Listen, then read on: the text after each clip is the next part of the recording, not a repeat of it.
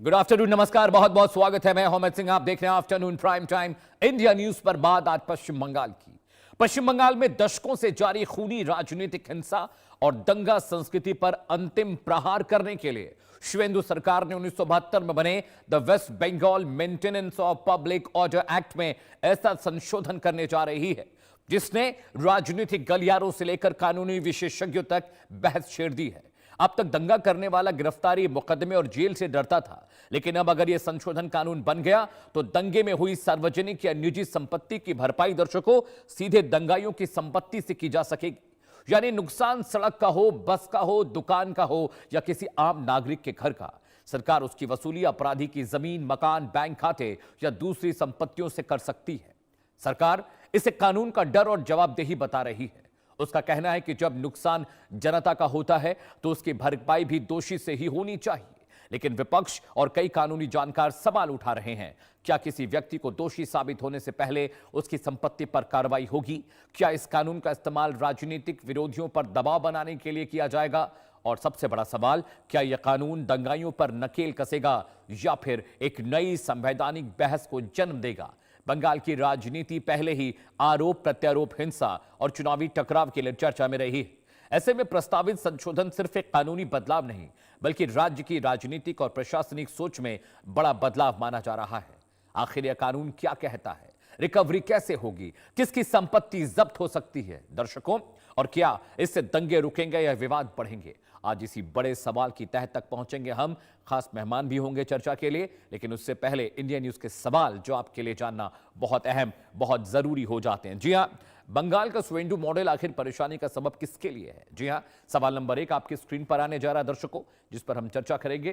क्या दंगाइयों की संपत्तियों से रिकवरी का कानून अपराधियों में डर पैदा करेगा? बहुत अहम सवाल है। सवाल नंबर 2 आपकी स्क्रीन पर आने जा रहा है, नया रिकवरी मैकेनिज्म। जी हां, सवाल नंबर 2 देख चलाइए। नया रिकवरी मैकेनिज्म अपराधियों की आर्थिक रीढ़ तोड़ने में कितना कारगर साबित होगा? जी हां। अगला सवाल, सवाल नंबर 3 आपकी स्क्रीन पर आने जा रहा है दर्शकों। जी हां, जिस पर हम चर्चा करेंगे, पुराना कानून नाकाम क्यों हो रहा है? जो शिवेंदु सरकार को बंगाल में नया कानून लाना पड़ा, यह बहुत अहम सवाल है। आखिर नए कानून की जरूरत क्यों पड़ी?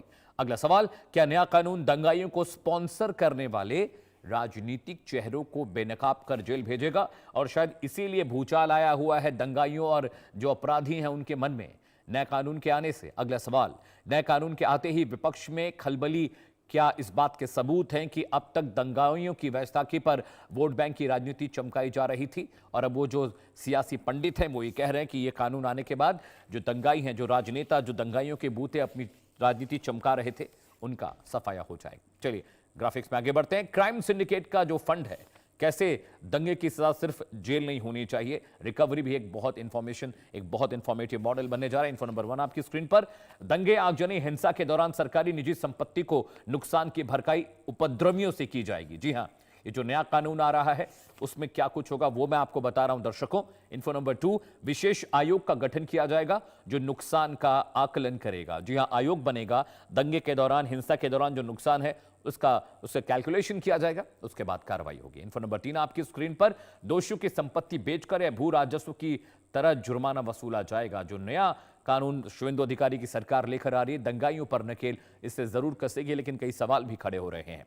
इन्फो नंबर 4 आपकी स्क्रीन पर, उपद्रवियों से नुकसान से दुगना तक हर्जाना वसूला जाएगा ताकि उपद्रवी इस तरह की घटनाएं करने से 100 बार सोचें, 100 बार उनके जहन में यह बात आए कि रिकवरी तो जरूर होगी। इन्फो नंबर 5 आपकी स्क्रीन पर, फाइलिंग की तारीख से लेकर भुगतान तक, जी हां, ब्याज वसूला जाएगा। यानी फाइलिंग जिस दिन होगी उस दिन की तारीख से लेकर और जितना नुकसान हुआ है, जो संपत्ति की वैल्यूएशन होगी, उतना ब्याज, उतना इंटरेस्ट सरकार वसूलेगी। इन्फो नंबर 6, उग्रवादी गतिविधियों, दंगों और अवैध हथियारों पर लगाम लगाने के लिए प्रशासन को अब ज्यादा ताकत मिलेगी, ज्यादा अधिकार प्रशासन को दिए जाएंगे ताकि इन अपराधियों पर वक्त रहते नकेल कसी जा सके। जी, info number 7 is on screen. प्रशासन के बिना मुकदमे के हिरासत में रखने की विशेष शक्ति प्रशासन को, एडमिनिस्ट्रेशन को मिलेगी। यानी बिना मुकदमे के इन अपराधियों को, दंगाइयों को हिरासत में लिया जा सकेगा। इन्फो नंबर 8, असामाजिक गतिविधियों में शामिल संदिग्धों को बिना ट्रायल 1 साल तक हिरासत में रखने का प्रावधान होगा। पश्चिम बंगाल में जिस तरह की हिंसा होती है, जिस तरह का रक्त चरित्र है, यह कानून बहुत जरूरी है इस तरह के कानून सख्त करने के। इन्फो नंबर 9, नोटिस के बावजूद आरोपी को पेश नहीं होगा, एक तरफा कार्रवाई जारी रहेगी। नोटिस के बावजूद आरोपी के पेश नहीं होने पर, जी हां, अगर आपको नोटिस जाता है, वारंट आपके खिलाफ होता है, आप हाजिर नहीं होते हैं, तो एक तरफा कार्रवाई आपके खिलाफ होगी। राष्ट्रीय राजमार्गों को ब्लॉक करने और कानून व्यवस्था में बाधा करने के लिए, उत्पन्न करने के लिए, रोकने के लिए भी प्रशासन को बड़े अधिकार दिए गए। प्रशासन वहां पर भी बड़े पैमाने पर काम कर पाएगी। जी हां, info number 11 is on screen. Police commissioner या डीआईजी रैंक के अधिकारी किसी गुंडे सामाजिक तत्व को 1 साल के लिए जिला बदर भी कर सकेंगे, यानी जिला बदर करने का भी प्रावधान है। अगर आपने दंगा फसाद किया तो जो नया कानून आ रहा है दंगाइयों की नकेल कसेगा। और जिस तरह का पश्चिम बंगाल का रक्त चरित्र वाला मामला है, आए दिन हिंसा, आए दिन हत्याएं, आए दिन कभी मंदिरों पर हमला, कभी हिंदू धर्म के समुदायों पर हमला। और अगले ग्राफिक्स पर आते हैं तो West Bengal maintenance public order act है क्या, जरा आपको ये बता देते हैं इतिहास में क्या था और अब क्या हो गया। पहली बार राष्ट्रपति के आदेश के तहत 1970 में इस कानून का प्रावधान किया गया। यह कानून लाया गया बंगाल में राजनीतिक उथल पुथल और उग्रवादी गतिविधियों को देखते हुए यह कानून लाया गया था, जिसके बाद इसका बहुतायत में इस्तेमाल हुआ अपराधियों को कंट्रोल करने के लिए। इन्फो नंबर 3, आधुनिक संगठित अपराध और दंगाई मानसिकता से लड़ने के लिए ये कानून नाकाफी हुए, क्योंकि इसमें बहुत सारे ऐसे क्लॉज थे जो सख्ती नहीं बरत रहे थे। सीएम शुवेंदु ने कहा कि अब बंगाल में कानून का राज होगा, न कि सिंडिकेट का राज। सिंडिकेट का मतलब वो जो वसूली करते हैं, जो पैसे खाते हैं, जो बिचौलिए होते हैं, जो जनता को परेशान करते हैं। तो West Bengal maintenance public order act 2026 विधानसभा में पेश किया जाएगा और उसके बाद इस कानून को अमली जामा पहनाया जाएगा। इस कानून पर फिर काम होगा। अब देखिए, जब से शुवेंदु अधिकारी मुख्यमंत्री बने दर्शकों, तब से लगातार वो कानून व्यवस्था को लेकर एक्शन में है।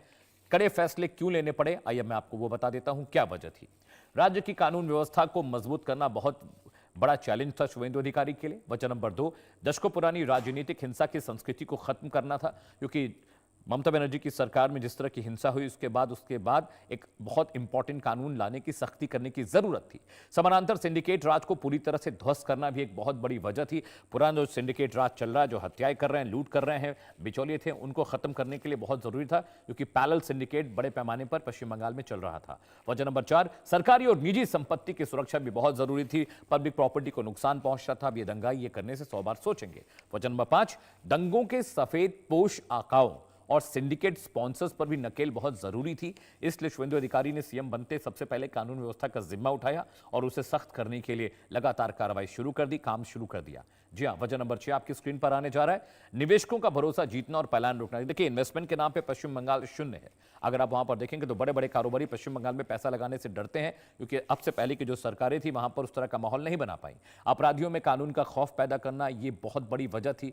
इस वजह से भी लगातार शुवेंदु अधिकारी एक्शन में थे। वजह नंबर 8 आपकी स्क्रीन पर, तुष्टीकरण और वोट बैंक की राजनीति पर प्रहार करना भी इस सख्ती का एक बहुत बड़ा हिस्सा था, एक बहुत बड़ी वजह थी। वजह नंबर 9 दर्शकों, लव जिहाद और जबरन धर्मांतरण पर रोक लगाना भी एक बड़ा चैलेंज था मौजूदा सरकार के लिए और शुवेंदु अधिकारी उस पर भी काम कर रहे हैं। जी हां, अगली वजह, लैंड जिहाद और अवैध घुसपैठ के खिलाफ कार्रवाई में लगातार शुवेंदु अधिकारी की सरकार एक्शन ले रही है। हम देख रहे हैं किस तरह से बांग्लादेशी घुसपैठियों को वापस भेजा जा रहा है और बहुत सारे उनके लिए सेंटर्स बनाए गए जहां पर उनको डिटेन किया जा रहा है। तो एक्शन में शुवेंदु अधिकारी हैं, लेकिन वजह भी बहुत जरूरी थी। राज्य की कानून व्यवस्था की हालत बहुत खराब थी। ऐसे में वहां पर काम करने की जरूरत है। अगर वहां पर काम